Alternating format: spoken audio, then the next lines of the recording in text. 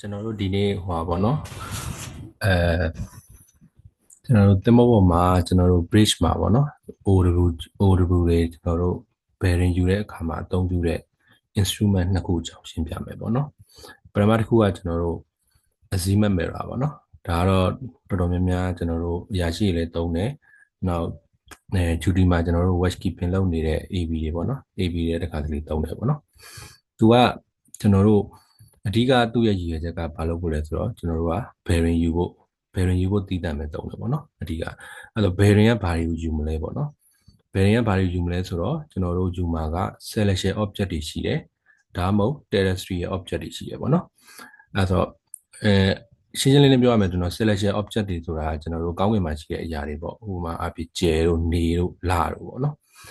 ်နောက် terrestrial object ဆိုတာကျွန်တော်တို့ဒီမြေပြင်မှာရှိတဲ့အရာတွေပေါ့ဥပမာအဖြစ်ကျွန်တော် lighthouse တွေရှိမယ်ကျွန်တော်တို့နောက်fixed object တွေတခုခုရှိမယ်နောက်ရှားသောအရာတခြားသင်္ဘောတစ်စီးလေးပဲဖြစ်ဖြစ်ပေါ့နော်အဲ့လိုမျိုးအရာတွေကိုကျွန်တော်တို့ bearing ယူတဲ့အခါမှာသုံးတဲ့ instrument ပေါ့နော်အဲ့တော့ကျွန်တော်တို့ဒီစာမွေးမှာအစီမက်မယ်တာအမေးများတယ်ပေါ့နော် OW စာမွေးမှာအစီမက်မယ်တာဘယ်လိုသုံးလဲသုံးပြပေါ့နော်ပြီးတော့အစီမက်မယ်တာရဲ့ရည်ရွယ်ချက်ကဘာလဲဆိုရင်မေးလေးရှိရပေါ့နော်တကယ်ရည်ရွယ်ချက်ကတော့ခုနပြောသလိုကျွန်တော်တို့က bearing ယူဖို့အတွက်ပဲသုံးတယ် bearing ယူရဆိုတာဘာလို့ပို့လဲဆိုတော့ကျွန်တော်တို့က position fixing လုပ်ဖို့ကျွန်တော်တို့ position ကျွန်တော်တို့ position ဘယ်နေရာမှာလဲပေါ့နော်အဲ့ဒါကိုကျွန်တော်တို့သိချင်တဲ့အတွက်ကျွန်တော်တို့ position fixing လုပ်တဲ့အခါမှာကျွန်တော်တို့သုံးတယ်ပေါ့နော်အဲ့တော့ကျွန်တော်တို့ bearing ယူကြမယ်ပေါ့နော်အဲ့တော့ကျွန်တော် selection object တွေကိုကျွန်တော်တို့ bearing ယူတဲ့အခါမှာကျွန်တော်တို့ကဒီမှာပေါ့ကျွန်တော်ဒီဟာလေးကကျွန်တော်တို့ arrow လေးပေါ့နော်ဒီနေရာလေးက arrow လေးအဲ့တော့ arrow လေးကိုကျွန်တော်တို့ arrow up ထားပြီးတော့ကျွန်တော်တို့ကကြည့်ပြရတယ်ပေါ့နော်ဒါကျွန်တော်ဒီ ring ကကျွန်တော်တို့ပုံမှန်အဖြစ်ဘာမှထားလဲဆိုတော့ကျွန်တော်တို့ gyro compass ပေါ့နော်ကျွန်တော်တို့ bridge elected ထဲမှာလည်းရှိရယ်ပြီးတော့ကျွန်တော် brain wing နှစ်ဖက်မှာလည်းကျွန်တော်တို့ compass ရှိတယ်ပေါ့နော် compass gyro repeater ရှိတယ်အဲ့ gyro repeater ပေါ်မှာပြီးတော့ gyro compass ပေါ်မှာကျွန်တော်တို့ကတင်ပြီးတော့ကျွန်တော်တို့ကကြည့်ရမှာပေါ့နော်အဲ့တော့ celestial object တွေကို bearing ယူတဲ့အခါမှာကျွန်တော်တို့ကျတော့ arrow up ကိုထားပြီးတော့ bearing ယူရဲပေါ့နော်နောက် terrestrial object တွေကိုယူတဲ့အချိန်မှာတော့ကျွန်တော်တို့က arrow down နဲ့ bearing ယူပေးတယ်ပေါ့နော်အဲ့တော့ bearing ယူတဲ့အခါမှာတဲ့မှန်ကန်တိကျစေဖို့တဲ့ axis of the principle ကို always horizontal မှာထားပါတယ်တဲ့ပြည့်တဲ့သဘောကကျွန်တော်တို့ဒီ bearing လေးယူတဲ့အချိန်မှာကျွန်တော်တို့ဒီစောင်းနေတာမျိုးမဖြစ်နေရဘူးပေါ့နော်ကျွန်တော်တို့ဒီazimuth mirror လေးကိုကျွန်တော်တို့ဒီ always horizontal ဖြစ်နေအောင်ကျွန်တော်လုပ်ပေးရမယ်ပေါ့နော်ပြီးတော့ဒီ azimuth ring ပေါ့ဒါကို azimuth ring ဒီ ring လေးပေါ့နော်ဒီ ring လေးကို azimuth ring လို့ခေါ်တယ်အကောင်လေးကကျွန်တော်တို့ free to rotate ဖြစ်နေရမယ်ကျွန်တော်တို့gyro repeater ပေါ်မှာတင်ပြီးသွားပြီဆိုရင်ကျွန်တော်တို့လှည့် AC လှည့်လို့ရနိုင်တဲ့အနေအထားဖြစ်ရမယ်ပေါ့နော်အဲ့တော့ခုနကကျွန်တော်မေးတယ် azimuth mirror ကို usage ပေါ့နော် usage ကဘာလဲဆိုတော့ position fixing လုပ်တဲ့အခါမှာသုံးတယ်တဲ့ခုနကကျွန်တော်ပြောတယ် bearing ကျွန်တော်တို့ပုံမှန်များပြီး position fixing လုပ်မယ်ဆိုရင်အနည်းဆုံးကျွန်တော်တို့ bearing နှစ်ချောင်းယူရမယ်ပေါ့နော်အဲဆိုတော့ဥမာကျွန်တော်တို့စိတ်ကမ်းမှာဆိုရင်ကျွန်တော်တို့ထားပါတော့ကျွန်တော်တို့ကမ်းဝင်ကမ်းထွက်ကတ်လာတယ်ကျွန်တော်တို့ဘေးမှာအခု fit object တစ်ခုခုရှိမယ်ပေါ့နော်ဥပမာစိတ်ကမ်းမှာရှိတဲ့ tower တိုင်းပဲဖြစ်ဖြစ်ပေါ့ဒါမှမဟုတ်လေစိတ်ကမ်းမှာရှိတဲ့ crane ပဲဖြစ်ဖြစ်ပေါ့နော်ဒါကိုတစ်ခုကျွန်တော်တို့က bearing ယူလိုက်တယ်အဲ bearing နှစ်ခုကျွန်တော်တို့ဆွဲလိုက်ပြီးတော့စုံတဲ့နေရာကျွန်တော်တို့ရဲ့ position ပေါ့နော်တင်မော position မှာဒီထက်ကျွန်တော်တို့ကပို့ပြီးတိကျခြင်းနေဆိုရင်တော့ကျွန်တော်တို့က position fixing ကိုဘယ်လိုလုပ်လဲဆိုတော့ကျွန်တော်တို့ bearing အနည်းဆုံး3ချောင်းလောက်ယူတယ်ပေါ့3ချောင်းလောက်ယူပြီးတော့ကျွန်တော်တို့အဲဒါကြောင့်3ချောင်းလောက်အတူတူတော့ထပ်မသွားဘူးဒါပေမဲ့3ချောင်းကကျွန်တော်တို့3ချောင်းစုံတဲ့နေရာမှာကျွန်တော်တို့ tree ကန်ပုံစံဖြစ်သွားမယ်အဲဆိုအဲ့ဒီ tree ကန်မှာကျွန်တော်တို့က position fixing ပြန်ယူတယ်ပေါ့နော်ဒါရှိနောက်တစ်ခုကကျွန်တော်တို့က collision avoidance ပေါ့နော်ကျွန်တော်တို့တွေ့ဘူးကြမယ်ထင်ပါတယ်ကျွန်တော်တို့စိတ်ကန်းကတ်တာတို့ဒါမှမဟုတ်လည်းကျွန်တော်တို့ဟိုတမောရှုပ်တဲ့နေရာမျိုးတွေမှာကျွန်တော်တို့ကဥမာ fishing boat တွေပါဆိုရင်ကျွန်တော်တို့ radar ထဲမှာကောင်းကောင်းမပေါ်ဘူးပေါ့နော်မပေါ်တဲ့ညတော့ကျွန်တော်တို့ဒီ binocular နဲ့ကြည့်တယ်ကြည့်ပြီးတော့ဒီကောင် bearing ဘယ်လောက်မှရှိတယ်ပေါ့နော်သူရဲ့ bearing ကကျွန်တော်တို့ correct မှာတင်ထားတဲ့အတိုင်းပဲလေ open bearing ဖြစ်လား close bearing ဖြစ်လားပေါ့နော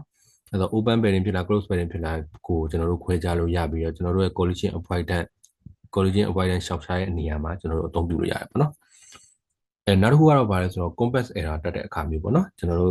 ့ဒီမောပေါ်မှာ duty တစ်ခါ compass error တက်ပြရတယ်ပေါ့နော်အဲ့ဒီ compass error တက်တဲ့ချိန်မှာလည်းကျွန်တော်တို့ကဒီ azimuth mirror အသုံးပြုနိုင်တယ်ပေါ့နော်အဲ့ဆိုတော့ azimuth mirror ကိုကျွန်တော်တို့သူ့ရဲ့ accuracy ပေါ့နော်ဘယ်လောက်တိကျလဲပေါ့ဘယ်လောက်တိကျလဲကိုကျွန်တော်တို့ဘယ်လိုချက်မလဲပေါ့နော်ခုနကကျွန်တော်တို့ပြောသလို same object ပေါ့အခုတစ်ခုခုပေါ့ဥပမာစိတ်ကမ်းမှာတစ်ခုခုဥပမာအဖြစ်ကျွန်တော်တို့စိတ်ကမ်း နားရောက်တဲ့ချိန်မှာကျွန်တော်တို့ဥမာ fit object crane တစ်ခုခုပဲထားပါတော့เนาะဒါမှမဟုတ်ကျွန်တော်တို့ bearing ယူဖို့အတွက်ထားထားတဲ့လက်မှတ်တွေရှိရပေါ့เนาะအဲ့ဒီလက်မှတ်တွေနဲ့ကျွန်တော်တို့အရင်ဆုံးယူမယ်ပေါ့เนาะအဲ့တော့ object တစ်ခုလေးကိုကျွန်တော်တို့သတ်မှတ်လိုက်ပြီးတော့ကျွန်တော်တို့ arrow up နဲ့ကျွန်တော်တို့ bearing တစ်ခါယူမယ်နောက် arrow down နဲ့ bearing တစ်ခါယူမယ်အဲ့ဒီ bearing နှစ်ခုတူပြီဆိုရင်ကျွန်တော်တို့တူနေတယ်ဆိုတော့ကျွန်တော် error မရှိဘူးပေါ့เนาะဒီကတော့မတူဘူးဆိုရင်တော့ကျွန်တော်တို့ error ရှိနေတယ်အဲ့တော့အဲ့ဒီ error ရှိနေရင်ကျွန်တော်တို့ဘာလုပ်မလဲဆိုတော့သူ့ဘေးမှာတို့ Princeton holding screw လေးရှိတယ်ပေါ့နော်အဲ့ဒါလေးကျွန်တော်တို့အဲ့ဒါလေးနဲ့ကျွန်တော်တို့ adjust လုပ်ပြီးတော့ကျွန်တော်တို့ error ကိုပြန်ပြီးတော့ဖြည့်ဖြောက်လို့ရတယ်ပေါ့နော်ဒါကတော့ကျွန်တော်တို့က azimuth mirror အကြောင်းပေါ့နော်အဲ့တော့azimuth mirror တော့ကျွန်တော်တို့ samuel မှာအမီများတယ်ပေါ့နော်နောက်တစ်ခုက azimuth mirror နဲ့ sin 2ပေါ့နော်တူရလို့ထင်ရတဲ့ Pylorus အကြောင်းပေါ့နော် Pylorus အဲ့ဆိုတော့ azimuth mirror နဲ့ Pylorus နဲ့ဘာကွာလဲပေါ့နော်ဘာကွာလဲဆိုတော့ကျွန်တော်တို့ Pylorus ကကြတော့ကျွန်တော်တို့ bearing ယူဖို့သုံးတဲ့ portable instrument တစ်ခုပေါ့ပြောချင်တဲ့သဘောကသူက instrument တစ်ခုဖြစ်တော့ဥပမာကျွန်တော်တို့က bearing ယူခြင်းတဲ့ object ကကျွန်တော်တို့ဥပမာပေါ့နော် obstruction တစ်ခုခုနဲ့꿰နေတယ်ဥပမာကျွန်တော်တို့ဘယ်လိုမျိုးအနေထားမျိုးလဲဆိုတော့ကျွန်တော်တို့သမောမှာကျွန်တော်မီကိုခေါင်းနိုင်ရှိတယ်ပေါ့ဥပမာမီကိုခေါင်းနိုင်နဲ့အနောက်ဘက်ကဟာဆိုရင်ကျွန်တော်တို့ကဒါ blind setter ဖြစ်သွားမှာပေါ့နော်အဲ့လို blind setter ဖြစ်တဲ့နေရာတွေဆိုရင်ကျွန်တော်တို့ဒီ azimuth mirror နဲ့ bearing ယူတဲ့အခါမှာကျွန်တော်တို့မမြင်ရဘူးပေါ့မမြင်ရတဲ့အချိန်မှာကျွန်တော်တို့ကအဲ့ဒီ Pylorus က portable instrument တစ်ခုဖြစ်တဲ့အတွက် Pylorus ကိုကျွန်တော်တို့တည်သွားလို့ရတယ်ပေါ့နော်သမောရဲ့ဘယ်နေရာမှာကိုမဆို bearing ယူသွားနိုင်တယ်ပေါ့သဘောပြောချင်တာအဲ့တော့ Pylorus မှာဘာလေးပါလဲပေါ့နော်ဘာလေးပါလဲဆိုတော့ကျွန်တော်တို့ Pylorus ပုံလေးတစ်ချက်ပြမယ်ပေါ့နော်သူကဒီ360 degree graduation cut ပေါ့နော်ဒါကျွန်တော်တို့ north east south west အကုန်ပါတဲ့ degree အကုန်ပါတဲ့ဟာလေးရှိမယ်ပေါ့နော်နောက်တစ်ခုကကျွန်တော်တို့သတ်မှတ်လို့ရတဲ့ line လေးပေါ့နော် level line လေးရှိမယ်ပေါ့နော်နောက်ကျွန်တော်တို့ဒီအတန်လေးပေါ့နော်ဒါဒီလိုမျိုးလေးပေါ့အဲ့ဆိုတော့ကျွန်တော်တို့က obstruction တစ်ခုနဲ့꿰တဲ့အချိန်မှာတဲ့ကျွန်တော်တို့ Pylorus ကိုသုံးပြီးတော့ bearing ယူမယ်ပေါ့နော်အဲ့တော့သင်္ဘောပေါ်မှာရှိတယ်ကျွန်တော်တို့ဘယ်နေရာမှာဆို bearing ယူမယ်အဲ့တော့ဘယ်လိုယူမလဲပေါ့အဲ့တော့ပုံမှန်တိုင်းသူက Pylorus မှာပါလဲခုနကကျွန်တော်ပြောတယ်360 degree marking လုပ်ထားတဲ့ graduated cut ပါတယ်ပေါ့နော်အဲ့ဒီ cut လေးကကျွန်တော်တို့ freely turning လုပ်လို့ရတယ်အဲ့တော့ကျွန်တော်တို့4ဥပမာကျွန်တော်တို့သင်္ဘောရဲ့သွားနေတယ်ပေါ့ဥပမာ400အတိုင်းထားဖို့ကျွန်တော်တို့ level line indicator ပေါ့နော်အဲ့ဒါလေးကိုကျွန်တော်တို့ object တန်းနဲ့ထားပြီး bearing ယူမယ်ဆိုရင် bearing indicator ဆိုပြီးတော့ index နှစ်ခုပါတယ်ပေါ့နော်အဲ့တော့ level line indicator နဲ့ object နဲ့တန်းနဲ့ထားပြီး bearing ယူဖို့အတွက် bearing line indicator နှစ်ခုပါကျွန်တော်တို့သဘောပြောချင်တာကကျွန်တော်တို့မှာ indicator လုပ်ပေးနိုင်မယ့်အရာနှစ်ခုပါတယ်ပေါ့အဲ့တော့ကျွန်တော်ခုန level line indicator ကိုကျွန်တော်တို့ကဘယ်လိုထားမလဲပေါ့ဥပမာကျွန်တော်တို့ကတည်သွားလို့ရတယ်ဆိုတော့ကျွန်တော်တို့က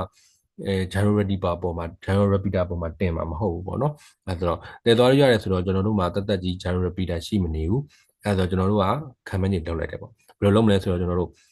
level line indicator ကိုကျွန်တော်တို့သင်္ဘော heading အတိုင်းကျွန်တော်သင်္ဘောရဲ့ course ပေါ့နော်သင်္ဘောရဲ့ course တိုင်းကျွန်တော်တို့ထားမလားဒါမှမဟုတ်လဲကျွန်တော်တို့ကအမြဲတမ်းကျွန်တော်တို့ရဲ့တဲ့တဲ့ကို000 degree အနေနဲ့ယူထားမလားပေါ့နော်နှစ်မျိုးနဲ့ကျွန်တော်တို့ bearing ယူမယ်ပေါ့အဲ့တော့ကျွန်တော်တို့ဥပမာကျွန်တော်တို့ဘယ်လို course မှာပဲဖြစ်ဖြစ်အဲ့ဒီ course ကိုကျွန်တော်တို့ဒီ Pylorus ရဲ့ graduated cut လေးမှာကျွန်တော်တို့000 degree ထားပြီးတော့ bearing ယူမယ်ဆိုရင်တော့ကျွန်တော်ပြီးရင်ကျွန်တော်တို့ကြည့်ကျင်တယ်ကျွန်တော်တို့ time မဲ့bearing ယူမဲ့ကျွန်တော်တို့ object တစ်ခုကိုကျွန်တော်တို့ကနောက်ထပ် line လေးတစ်ခုနဲ့ကျွန်တော်တို့ရွှေ့ပြီးတော့ bearing ယူလိုက်တယ်အဲ့တော့အဲ့ဒီဂျားကကျွန်တော်တို့ degree ကကျွန်တော်တို့ဘာလဲဆိုတော့ bearing ရမယ်ပေါ့အဲ့ဒီ bearing ကဘာ bearing ဖြစ်မလဲဆိုတော့ကျွန်တော်တို့က relative bearing ရမယ်ပေါ့နော်အဲ့ဒါကကျွန်တော်တို့က relative bearing ပေါ့နောက်တစ်ခုကကြတော့ဘယ်လိုလဲဆိုတော့ကျွန်တော်သင်္ဘောရဲ့ course တိုင်းပေါ့ဥပမာသင်္ဘောက45 degree သွားနေတယ်ပဲထားပါတော့045 degree သွားနေတယ်ဆိုရင်ကျွန်တော်တို့က045 degree အတိုင်းပဲကျွန်တော်တို့က level line လေးကိုထားလိုက် level line လေးကိုထားလိုက်ပြီးတော့ကျွန်တော်တို့ကတခြား object တစ်ခုကိုကျွန်တော်တို့ကနောက် line တစ်ခုနဲ့ကျွန်တော်တို့ယူလိုက်တဲ့ချိန်အဲ့ဒီနှစ်ခုရဲ့ခြားတွေကအကွာအဝေးကဘာ bearing လဲဆိုတော့ true bearing ရမယ်ပေါ့နော်အဲ့တော့ကျွန်တော်တို့တကယ်လိုချင်တာကကျွန်တော်တို့က true bearing ကိုလိုချင်တာပေါ့နော်တကယ်တမ်းသမောရှောင်တဲ့အချိန်မှာကျွန်တော်တို့လိုချင်တာ true bearing ကိုလိုချင်တာအဲ့ဆိုတော့ဒါပေမဲ့အခုကတော့ကျွန်တော်တို့နောက်ပိုင်းကျတော့ကျွန်တော်တို့radar တွေပေါ်လာတယ် radar မှာ upper ပါလာတယ်ပေါ့နော် radar မှာ upper ပါလာတယ်ဆိုရင်ကျွန်တော်တို့က bearing တွေကရှင်းပြောရရင်ကျွန်တော်တို့true bearing ရော relative bearing ရောကိုကျွန်တော်တို့ဒီ equipment ပေါ်မှာလွယ်လွယ်ကူကူနဲ့ရနိုင်တယ်ပေါ့နော်ဒါလေးပါကျွန်တော်တို့က bearing ယူမယ်ဆိုရင် relative bearing ယူလို့ရတယ်နောက်တစ်ခုကတော့ bezel course တိုင်းထားပြီးတော့ bearing ယူမယ်ဆိုရင်တော့ true bearing ရတယ်ပေါ့နော်ဒါကတော့ကျွန်တော်တို့ azimuth mirror နဲ့ pillars အကြောင်းပေါ့နော်